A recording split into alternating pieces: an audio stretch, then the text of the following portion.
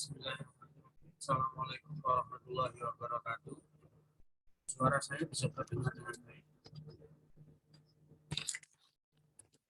Waalaikumsalam warahmatullahi wabarakatuh. Bisa Pak? Baik, kalau sudah semuanya kelompok yang presentasi sudah bergabung dan PPT-nya ini sudah disiapkan di share screen, maka untuk pertemuan yang ke-11 ini, yakni kita akan mempelajari tentang angkatan 70 dan angkatan 80 yang akan dipresentasikan oleh kelompoknya Mbak Mufidatun dan kawan-kawan.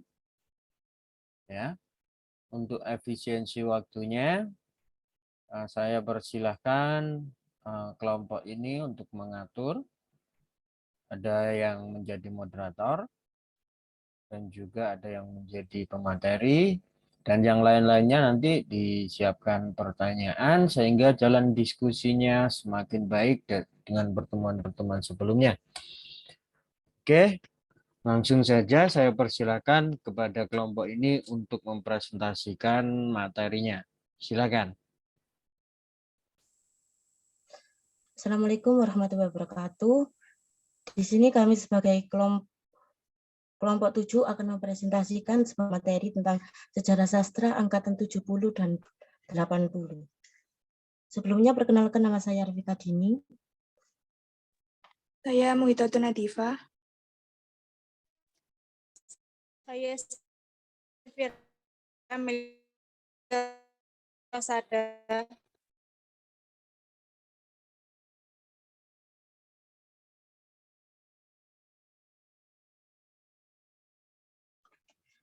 Jadi di sini kita akan membahas tentang latar belakang munculnya angkatan 70, karakteristik angkatan 70, sastrawan angkatan 70 dan karyanya, latar belakang munculnya angkatan 80, karakteristik angkatan 80, dan sastrawan angkatan 80 beserta karyanya.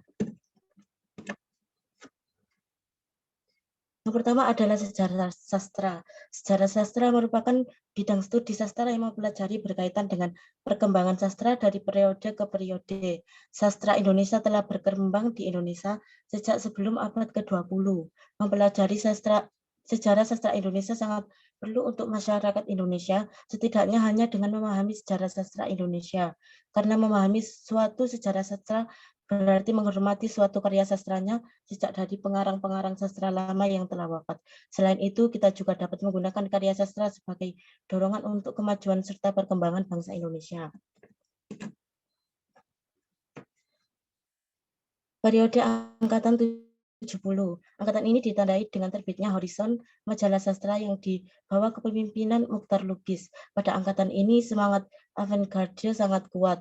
Karya sastra pada angkatan ini umumnya beraliran surrealistik, arus kesadaran, arketip, dan absurd, serta terbitkan Pustaka Jaya yang memiliki banyak bantuan dalam penerbitan karya sastra pada masa itu. Dan latar belakang munculnya angkatan 70-an sendiri dimulai dengan polemik pada periode angkatan 50, kontroversi masih tetap ada. Ini ditunjukkan oleh nama-nama yang berbeda setelah periode angkatan 50. Beberapa ada yang mengatakan bahwa angkatan 70 adalah angkatan 66 dan ada juga yang mengatakan angkatan 80, yang sebenarnya hakikatnya sama. Perubahan ini disebabkan karena untuk membangkitkan keterpurukan di dunia sastra. Akan tetapi pada umumnya semua orang mengenalnya dengan angkatan 70.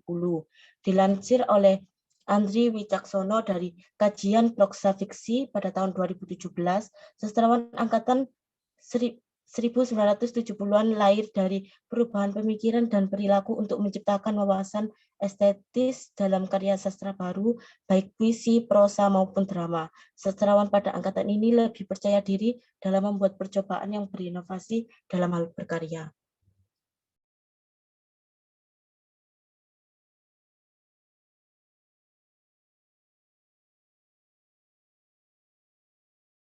Selanjutnya akan dilanjutkan oleh teman saya. Ciri-ciri angkatan 70-an dan karakteristik sastra angkatan 70-an. Berikut beberapa ciri-ciri pada angkatan 70-an yaitu: yang A, sastrawan lebih percaya diri, eksperimen dalam hal membuat karyanya. B. Memiliki banyak improvisasi tentang karya sastra yang tidak ada pada angkatan terdahulu atau sebelumnya. C. Beberapa sastrawan dari angkatan ini memakai bahasa daerah menjadi gambaran ungkapan ekspresi. Yang ke memakai kata-kata yang memiliki makna yang kuat untuk menghindari terlibat dalam politik Orde Baru. Next. Pada angkatan ini didominasi karya sastra puisi, prosa, dan drama. Dan berikut karakteristik angkatan sastra tahun 70-an yaitu A. Puisi. Berikut ini adalah struktur fisik puisi pada periodisasi sastra tahun 70-an. Yang pertama, puisi gaya mantra memakai sarana puitis dalam bentuk pengulangan kata, frasa, ataupun kalimat. Yang kedua, puisi konkret menjadi eksperimen. Yang ketiga, agar berkesan suatu ekspresif membutuhkan bentuk menggunakan kata-kata daerah. Selanjutnya, struktur tematik antara lain. Yang pertama, banyak menggunakan kehidupan batin keagamaan. Yang kedua, narasi dan ekspresi bersifat alegoris dan atau parabel. Dan yang ketiga, perjuangan hak asasi manusia yang memuat kebebasan, kesetaraan, keadilan, dan menghindari polusi dengan teknologi modern. Next. B. Prosa dan drama. Struktur fisiknya. Yang pertama, melepaskan ciri suatu karakter baku yang digunakan pada pola sastra absurd dalam tema dan setting. Latar belakang suatu daerah menunjukkan ciri-ciri atau warna lokal. Struktur tematiknya. Yang pertama, sosial, memuat politik, kemiskinan, dan lain-lain. Yang kedua, kejiwaan dan metafisik. Selanjutnya. C. Sastrawan angkatan 70 beserta karya-karyanya. Berikut beberapanya. Yang pertama, Iwan Simatupang. Karyanya A. Bulan Bujur Sangkar yang berbentuk drama. B. Merahnya Merah yang berbentuk novel. C. Ziarah Malam yang berbentuk sajak-sajak. Yang kedua, Putu Wijaya. Karyanya yang A. Bila Malam Bertambah Malam yang berbentuk novel. B. Lautan Bernyanyi yang berbentuk drama. C. Merdeka yang berbentuk novel. Yang ketiga, Budi Dharma. Karyanya A. Rafilus yang berbentuk novel. B. Kritikus Adinan yang berbentuk kumpulan cerpen. Selanjutnya akan disampaikan oleh teman saya.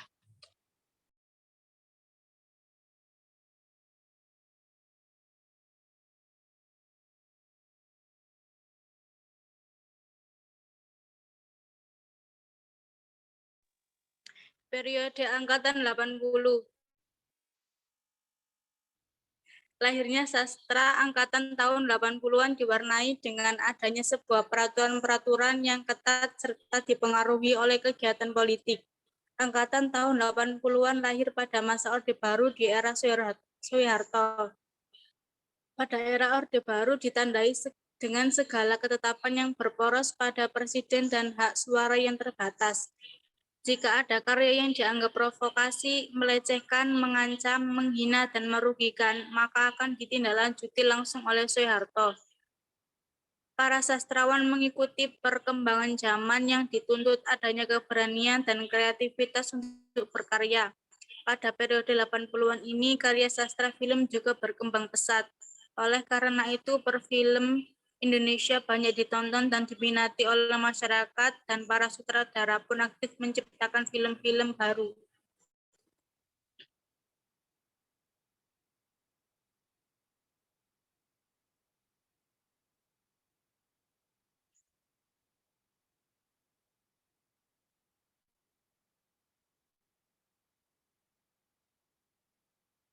Next. Latar belakang munculnya angkatan 80-an. Sastra angkatan 80-an berada di tengah lingkungan yang masyarakatnya mengalami depolitisasi yang nyaris total. Oleh karena itu, sastra yang muncul pun jadi tidak sesuai dengan realitas sosial politik serta tidak menunjukkan kegelisahan dan kesakitan kolektif masyarakat pada itu. karya sastra di Indonesia pada kurun waktu setelah tahun 1980 ditandai dengan banyaknya roman percintaan. Pada masa angkatan ini tersebar luas di berbagai majalah dan penerbitan umum. Namun perlu diingat bahwa ada juga sastra bergenre pop di tahun 1980-an, yaitu lahirnya serial novel populer yang dirintis oleh Hilman Hariwijaya dalam serial Lupus.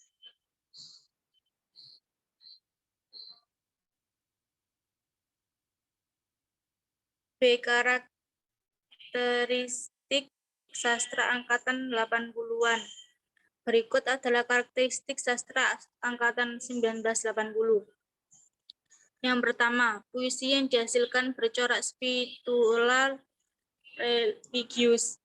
2. Sajak cenderung mengangkat tema tentang ketuhanan dan mistikisme. 3. Karya sastra yang dihasilkan mengangkat masalah konsep kehidupan sosial masyarakat yang memuat kritik sosial, politik, dan budaya. Yang keempat, menuntut hak asasi manusia seperti kebebasan. Dan yang kelima, bahasa yang digunakan realistis, bahasa yang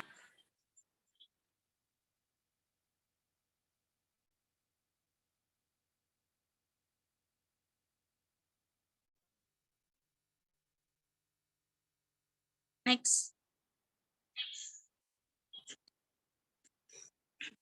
C. Sastrawan angkatan 80 beserta karya-karyanya. Yang pertama, Hilman Brawijaya, karyanya Lupus, berbentuk cerpen, 2 Olga, 3 Lulu.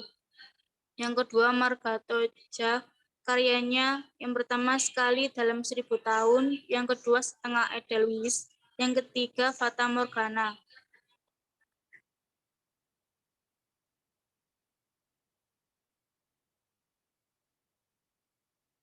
Sekian dari presentasi kami, apa ada yang ditanyakan?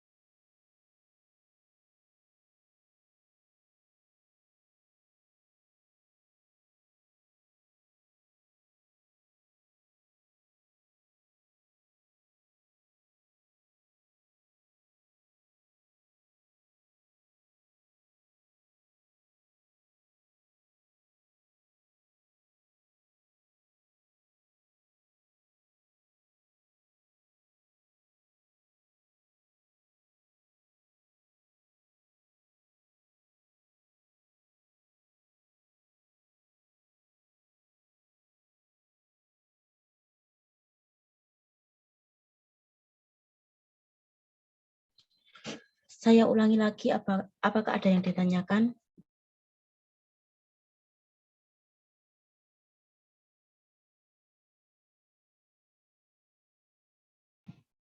Izinkan saya bertanya.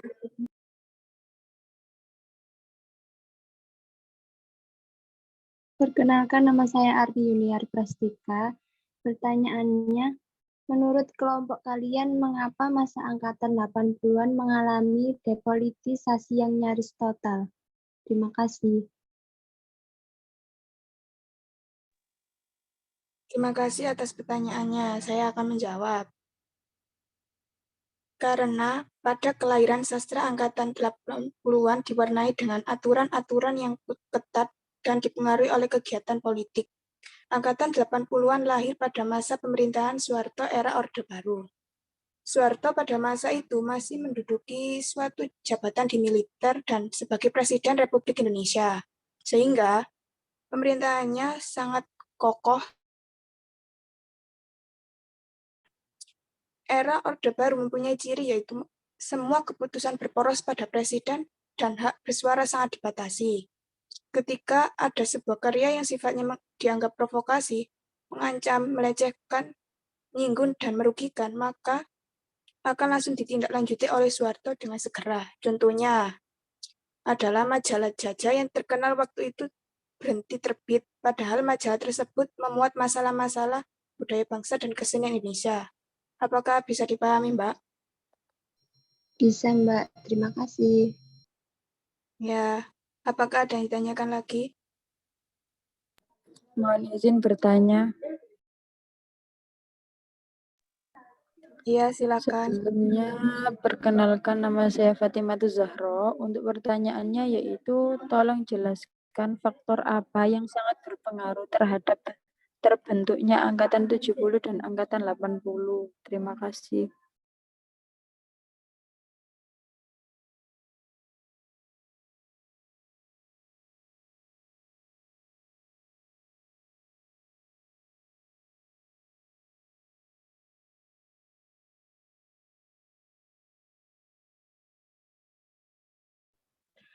Baik, saya akan menjawab pertanyaan dari Mbak Zahro.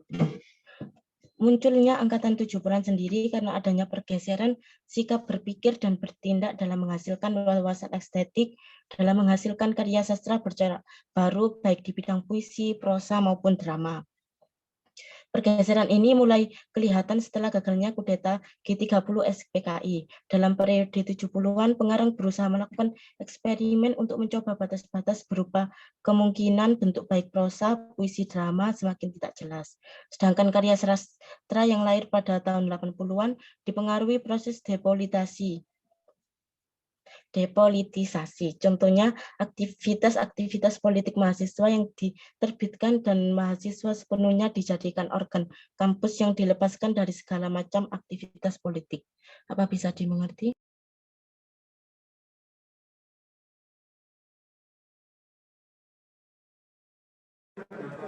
Untuk faktor yang sangat berpengaruh pada Angkatan 70 yang bagaimana? Itu tadi kan yang terakhir kan? Yang paling kelihatan dijelaskan kan faktor yang berpengaruh pada Angkatan 80-nya.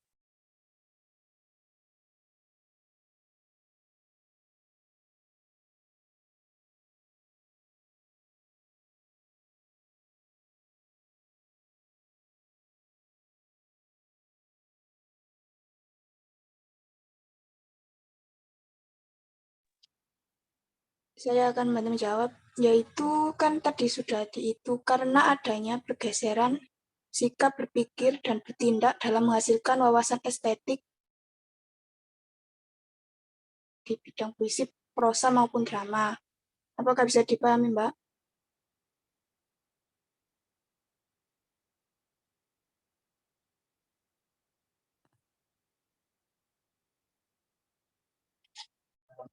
Oh iya, bisa. Terima kasih. Ya, sama-sama. Apakah ada yang ingin bertanya lagi?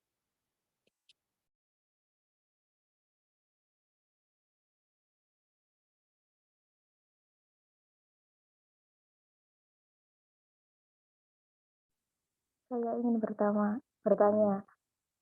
Sebelumnya perkenalkan nama saya Udisiana. Pertanyaannya, sebutkan peristiwa-peristiwa yang penting yang berhubungan dengan sastra yang terjadi pada masa angkatan ke-70. Terima kasih. Saya akan menjawab pertanyaan dari Mbak Uut. Jadi ada beberapa peristiwa penting yang terjadi pada Angkatan 70-an. Yang pertama, pada tahun 1970, Habib Jasin diadili dikarenakan majalah yang dipimpinnya dituduh memuat cerita pendek yang menghina agama Islam. Yang kedua, pada tahun 1973, penyair Sutarji Bakri mengumumkan kredo puisinya. Masih pada tahun ini muncul istilah aliran rawangan dari MS Huta Galung. Yang ketiga, pada bulan September tahun 1974 diselenggarakan pengadilan di Bandung. Yang keempat, pada tahun 1975 diselenggarakan diskusi besar cerita pendek Indonesia yang diadakan juga di Bandung. Apa bisa dimengerti? Baik, bisa dimengerti. Terima kasih. Apakah ada yang ingin bertanya lagi? Mohon izin bertanya. Iya, Mbak, silakan. Sebelumnya perkenalkan, nama saya Ragil Sriwayuningsih. Pertanyaannya yaitu, menurut kalian apa yang menjadi penyebab atau yang melatar belakangi karya sastra angkatan 80 itu sehingga karya sastranya lebih dominan bercorak spiritual religius? Terima kasih.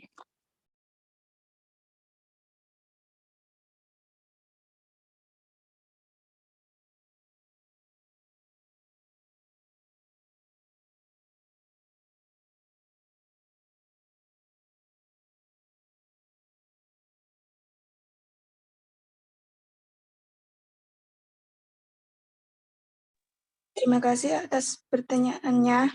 Saya akan menjawab. Penyebab melatar lebih dominan bercorak spiritual religius. Hal ini dikarenakan pada angkatan 80, para sastrawan yang memiliki rasa religius yang tinggi ikut menyumbangkan karyanya. Mereka mengungkapkan kehidupan keagamaan dan hubungan manusia dengan Tuhan dalam karyanya. Salah satu sastrawan yang memberikan sumbangsi karya sastra bertemakan religius pada angkatan 80 adalah M.H. Ainun Najib dan Ahmadun Yosi Herfanda. Apakah bisa dipahami, Mbak Ningsi?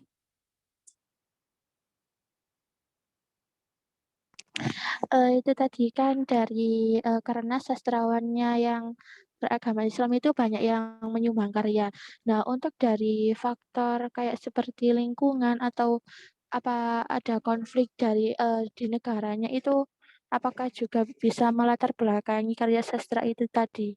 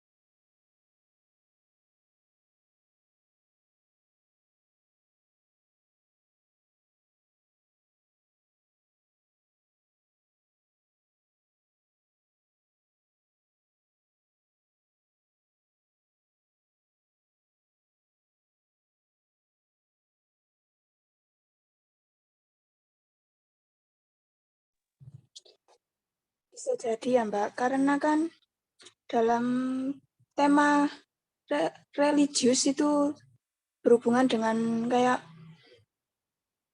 Tuhan dan masyarakat lingkungan. Apa bisa dipahami, Mbak?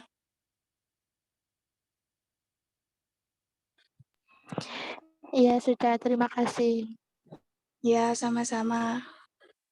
Apakah ada yang ingin bertanya lagi?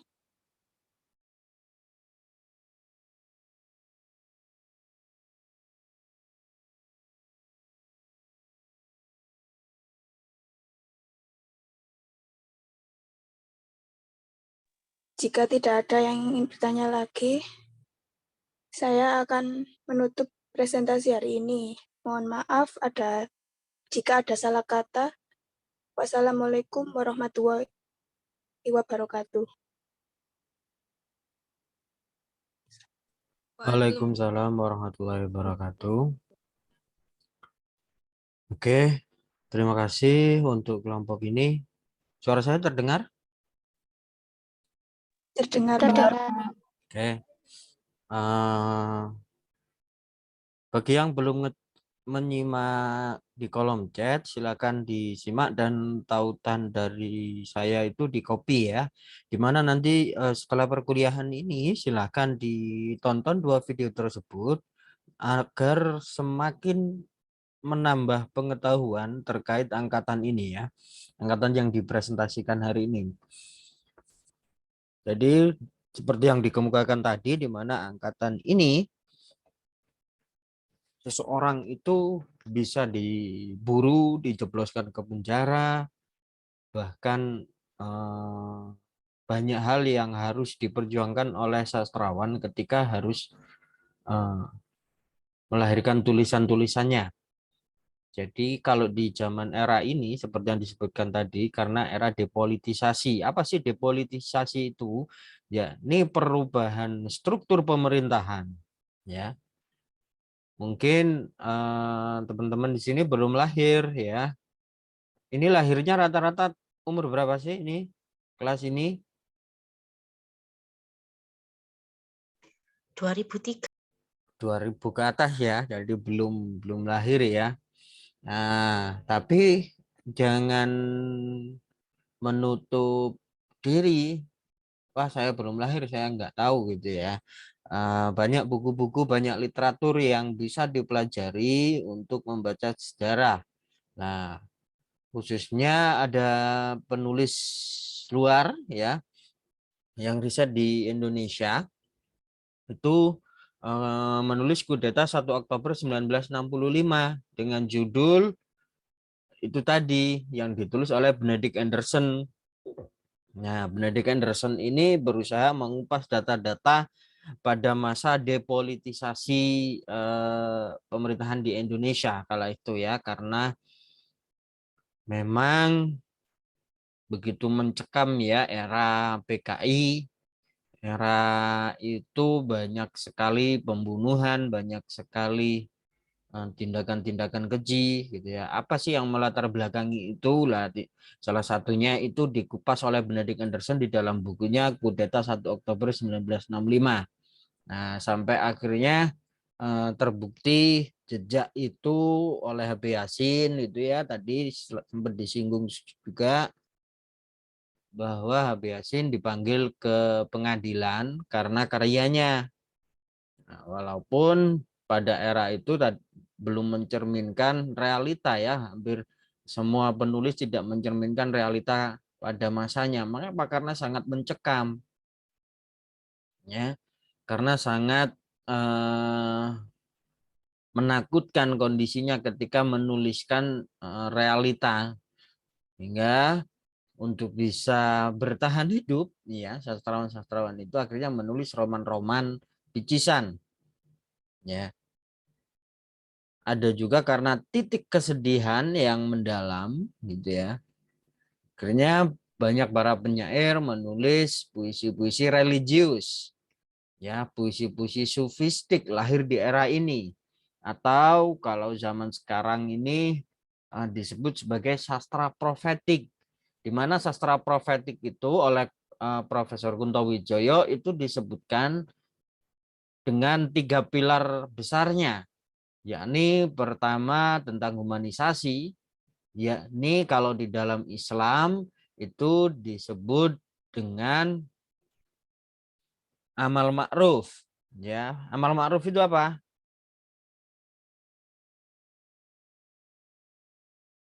Amal ma'ruf apa? Amal ma'ruf.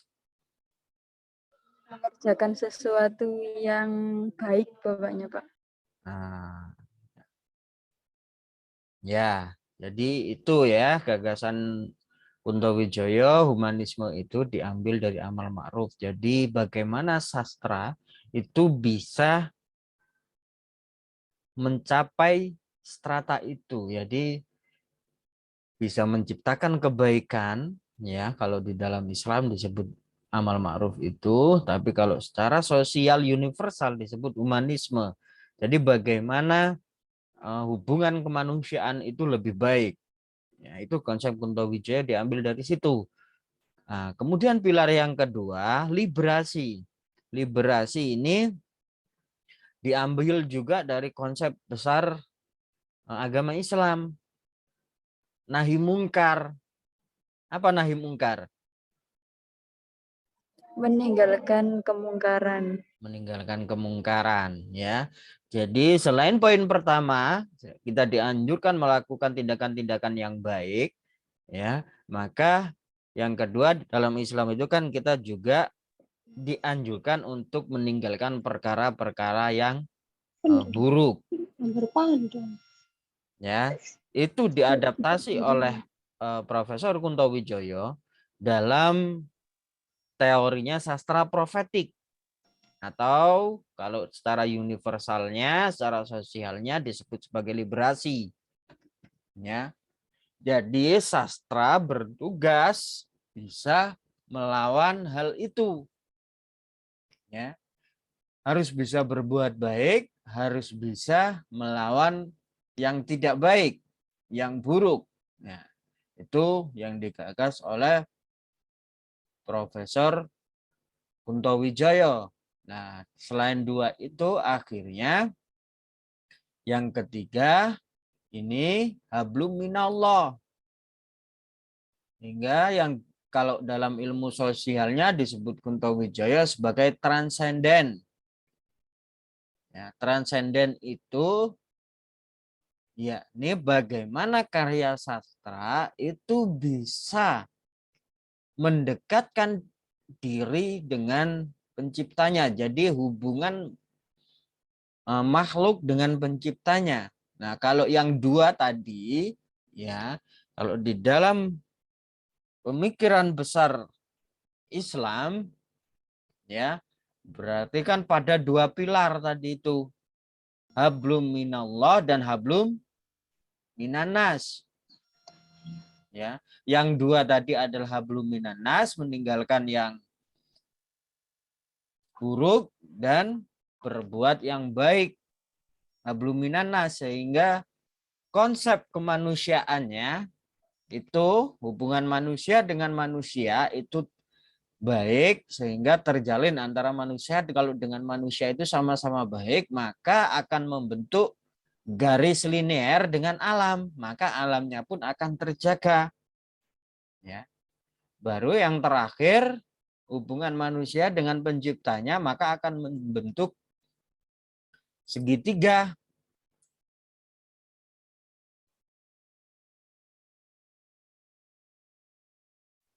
Ya, jadi seperti ini konsepnya. Ya, jadi ini tadi terkait dengan humanisasi, ya, atau amal ma'ruf tadi, ya, saya sebut sebagai H. Kemudian liberasi, saya tulis dengan L gitu saja ya. Nah, kemudian dua hal ini kalau sudah terhubung, ya, maka di tengah-tengah sini, ya, di tengah-tengah sini, maka ini akan terjaga apa alam.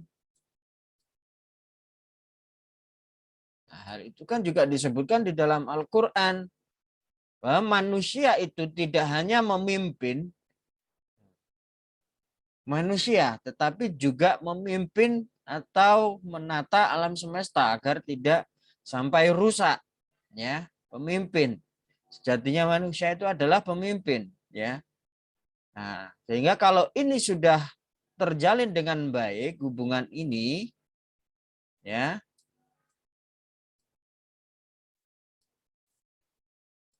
maka ini akan terbentuk transendensi. Ya. Jadi karya sastra akan mendekatkan diri kepada penciptanya. Ya, ini adalah makhluk, ya, ini adalah manusia atau pencipta, ya, dengan berkorelasi dengan alam, ya alam ini tentu ada tumbuhan, binatang dan lain sebagainya. Nah, ini akan terbentuk dengan baik. Sehingga kalau ini terbentuk dengan baik, ya, maka akan terbentuk pula tingkatan-tingkatan yang lebih tinggi, yakni hablum minallah. Nah, kalau ini tingkatan hablum minannas.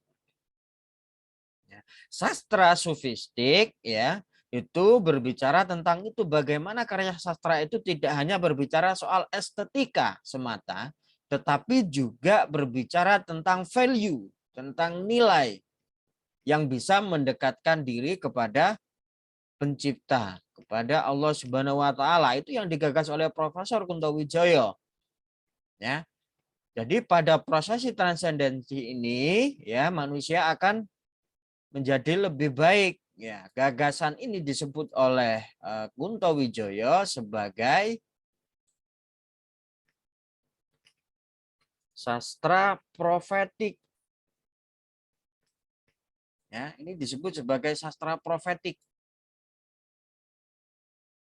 Ya, dengan pilar apa tadi? Yang pertama,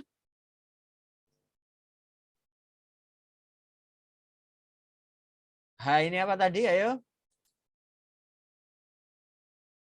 Pilarnya apa? Joko nggak ada suara.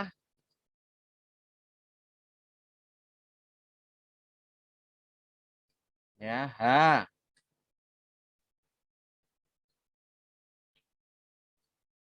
Kemudian yang kalau dua hubungan tadi itu terbentuk, maka ini akan terbangun. Ya. H untuk humanisasi, L-nya untuk liberasi, dan T-nya untuk transendensi. Ya, itu diingat-ingat. Ya, sastra profetik. Prophet, ya, dalam bahasa Inggris prophet artinya apa? Apa prophet?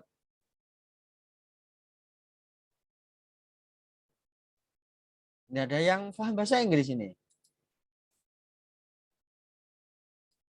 Halo?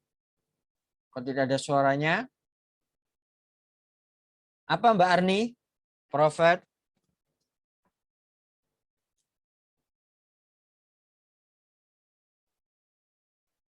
Nabi, Pak. Nabi. Ya. Jadi sastra yang mengacu pada sifat-sifat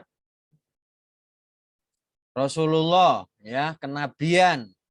Ya, berarti sifat kenabian itu, ya, disyarikan oleh Profesor Kunto Wijoyo dengan 3 pilar ini. Humanisme diambil dari apa tadi?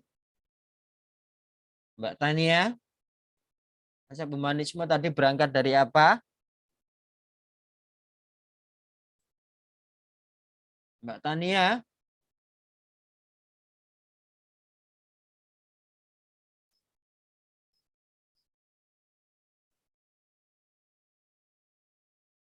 Halo?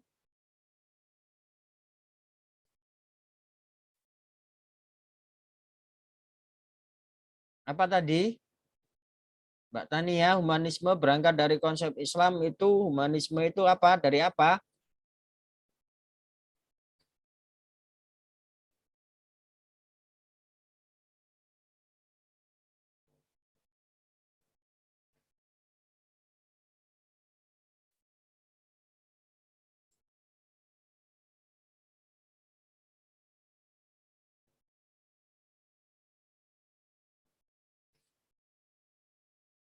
Kok diam saja?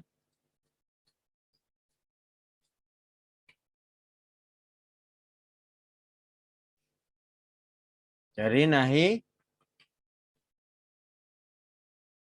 Mbak Tania?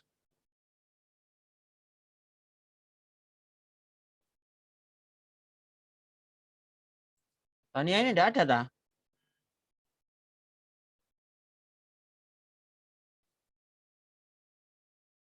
Tidak ada suaranya.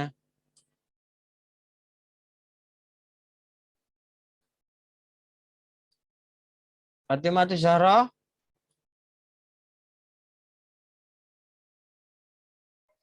Kalau yang humanisme itu cenderung ke nahi mungkar, dan amal ma'ruf, yaitu mengerjakan sesuatu yang baik dan meninggalkan sesuatu yang mungkar atau yang buruk. Kalau liberasi,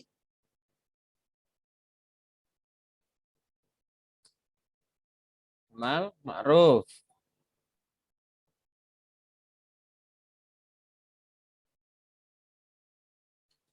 Kemudian kalau transendensi apa? Hablum minallah. Hablum minallah, mendekatkan diri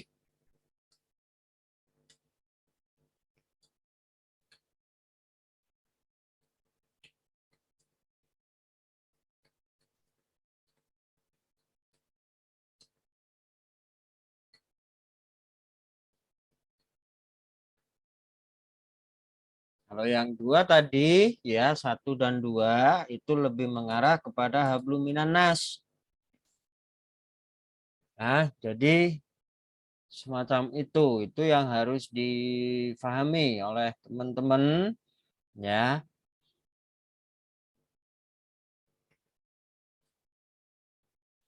Konsep ini yang digagas oleh Profesor Kunto Wijoyo, ya. Karena memang di era-era ini, ya, itu apa tadi? Karena tingginya puncak kesedihan. Jadi orang yang sedih, orang yang menderita, orang yang sakit dan lain sebagainya itu menjadi salah satu pemicu untuk seseorang tersebut menjadi lebih dekat dengan Tuhan. Biasanya kalau dalam kondisi bahagia, ya cenderung lupa, ya. Karena saat itu posisinya mencekam, posisinya menakutkan, ya.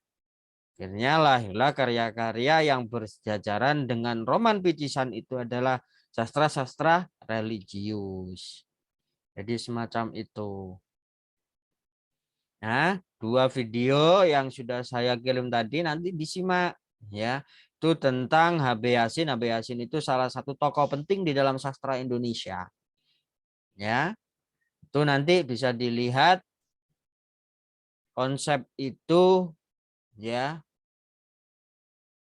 sehingga bisa semakin meluas.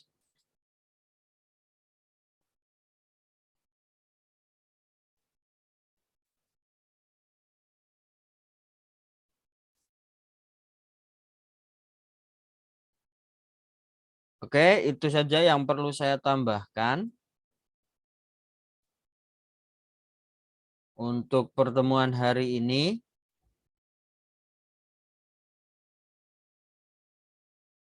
Ada yang ditanyakan?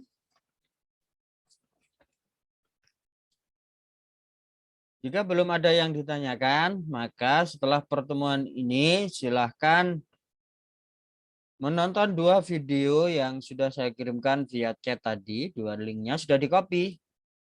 Ini Sudah, Pak. sudah ya.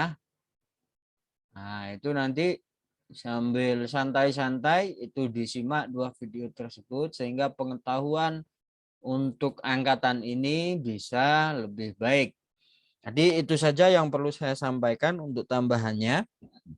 Untuk makalahnya masih belum banyak perubahan, masih sama dengan makalah-makalah kelompok-kelompok sebelumnya. Jadi terus ditingkatkan membacanya sehingga nanti penyusunan makalah itu bisa lebih baik. Itu saja yang perlu saya sampaikan. Saya akhiri. Wassalamualaikum warahmatullahi wabarakatuh. Waalaikumsalam warahmatullahi wabarakatuh. Minggu depan masih ada presentasi?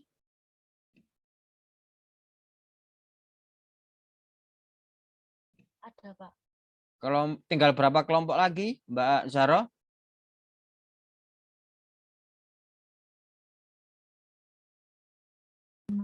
Tinggal 1 kelompok, Pak.